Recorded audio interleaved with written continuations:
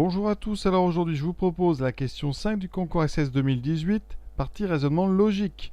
Je vous rappelle le principe, on a un texte et on vous propose 4 affirmations à vous dire si elle est vraie ou fausse. D'accord? Donc un enseignant affirme « Un de mes élèves a une note au plus égale à 8 sur 20 » et nous savons que cette affirmation est fausse. D'accord? Donc ça veut dire qu'il va falloir trouver le contraire de cette affirmation. Si elle est fausse, c'est donc son contraire qui est vrai. Quel est le contraire de 1 de mes élèves a une note au plus égale à 8 sur 20? Alors déjà, on va traduire un au plus égale à 8 sur 20, ça c'est pas très clair.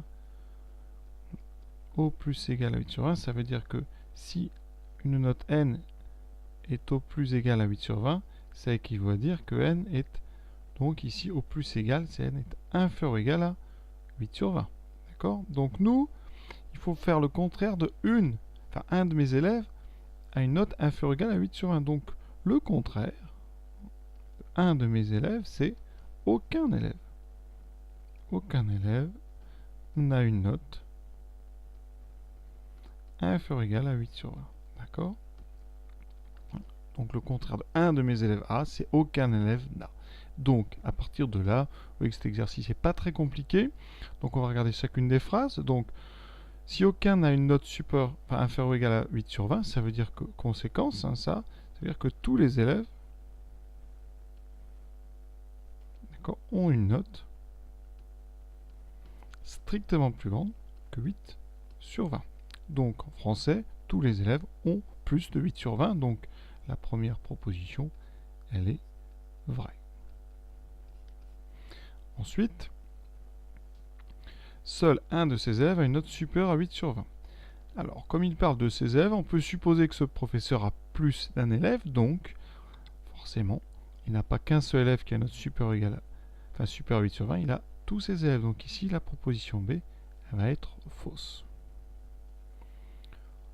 Proposition C, certains de ces élèves ont moins de 20. Ça, ce n'est pas possible.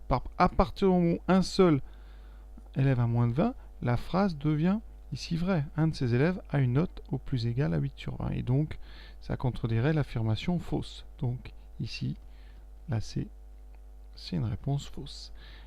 Et donc D, quelques-uns de ces élèves ont plus de 8 sur 20. Quand on dit ça, ça sous-entend que certains donc ont moins, ce qui rend cette affirmation, elle aussi, fausse. D'accord, hein, si on considère que, à partir du moment où on dit quelques-uns de ces élèves ont plus de 8 sur 20, ça signifie que tous ces élèves n'ont pas plus de 8 sur 20. Donc vous voyez que cette affirmation, elle est fausse. Donc réponse, vraie, fausse, fausse et fausse.